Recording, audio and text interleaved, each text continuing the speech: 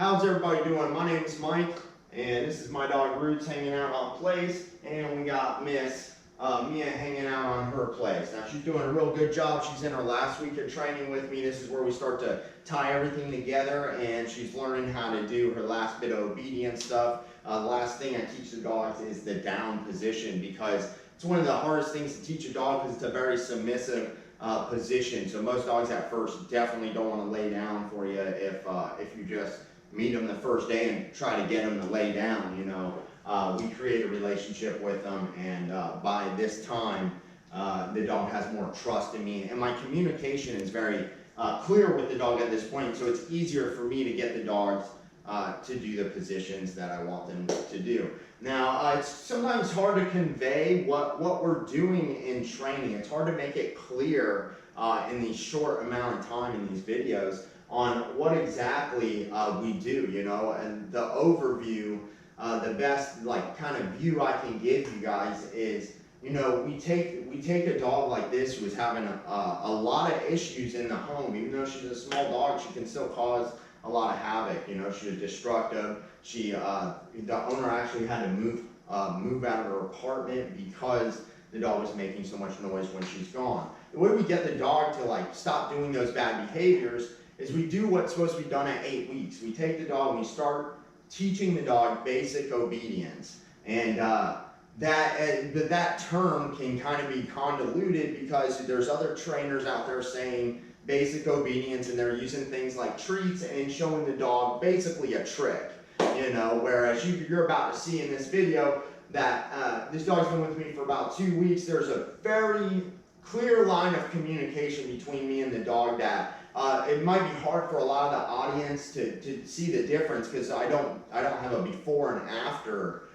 video, although you can see her along the way. But who it's most clear to in these videos is the owners of how the dog's behavior has changed, and that's why we do these videos, so the owners can see that their dog is capable of these things, and then we transfer that power to the owner through lessons. But we use obedience, like what I'm about to show you, to then modify behavior. So we do the behavior modification is coupled with the obedience. We want to teach the dog. A lot of people call me and ask me, how do I get the dog to stop doing this, like stop barking when you're gone, right? Well, the way we do that is we have to control how the dog is when you're around, right? So I'm here, she's actually sleeping right now, which is a good thing.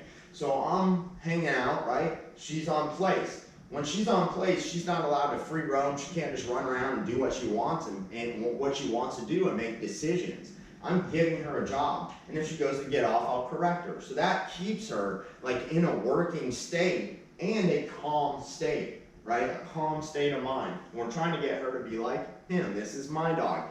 This is what a calm dog will look like. He was not born like this, okay? This dog was a nightmare when I first had him, you know? He is awesome now. Look at him, you know? This is what I want all the dogs to come through to end up like, because you want, at the end of the day, what you should want as an owner is your dog to be healthy in the head, right? So this looks much healthier than an anxious, fearful dog, and that's what we had when we first got this dog. It was a very anxious, fearful dog, and it shows up in so many ways around the home, and it's very common for most owners have a lot of trouble with their dogs. So I try to make it as clear as I can in these videos what we do to get the dog better. So I'm going to start working with the dog so you can see how clear the communication is. And this is why we don't use treats, because the treats will get the dog excited. When the dog's excited, it's going to bark, lunge, or bite. Like I said, how do you get the dog to stop barking when you're not home? Well, what we do is when we're home, we control the dog, we work with the dog, we create the communication, so when the dog does whine in the crate,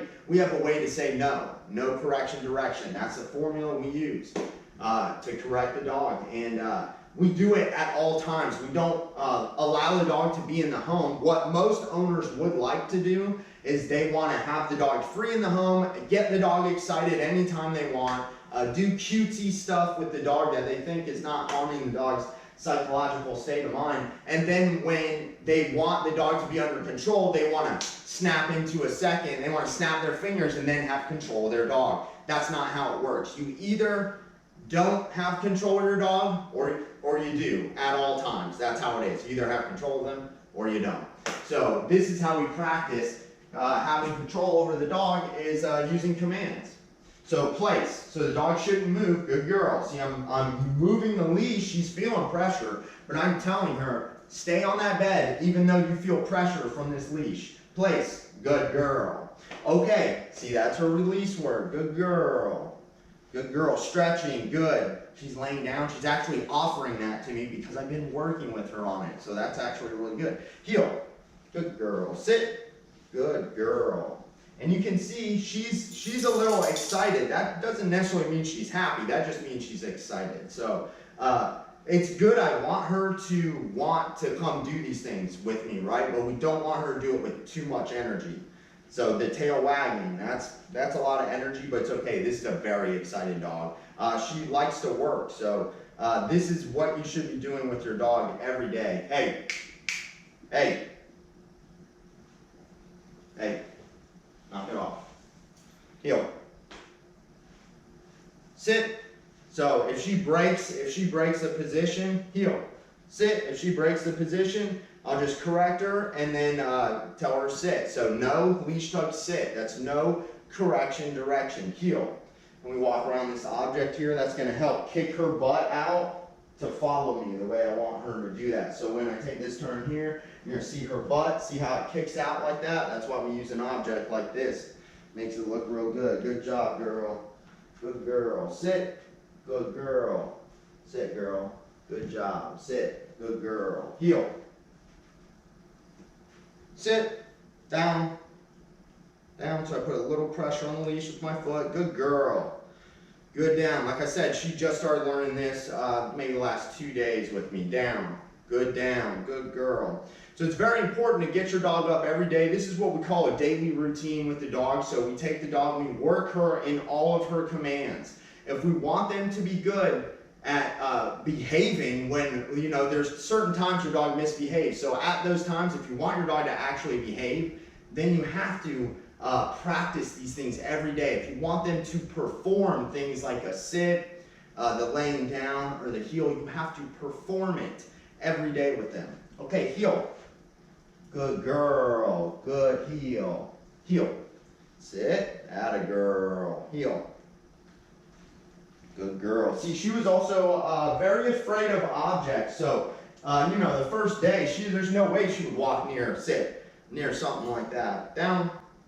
So I use my hand down and I use my foot to kind of use the leash. Good girl. Good down. You see her stretching. The body language means she's relaxing. She's stretching. Hey. I don't want her sniffing my carpet too much. She start licking excessively, so we stop that before it happens, just like you saw my dog start doing.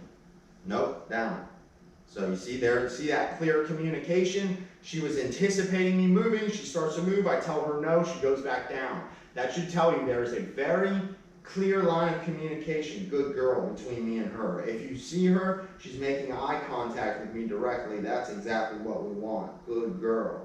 That's a good down. You see her get excited when I give her praise, you know. So, but that should tell you that she likes it, and she's so sensitive that if I actually pet her, it can cause her to get a little. No, see that? No correction, down.